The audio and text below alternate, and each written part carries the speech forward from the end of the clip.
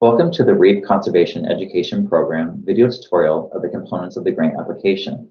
This video will highlight the SlideRoom online grant section Minority Impact Statement.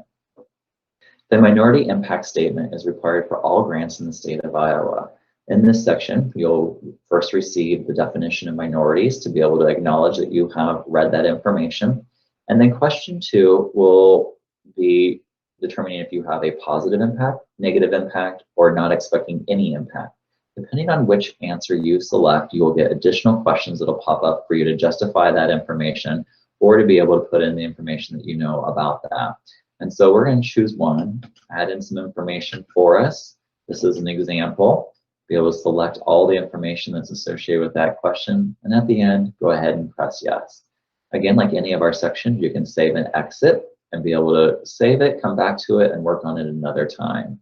As you work through this area, and if you have any questions, please reach out. We're always here to be able to assist and help out.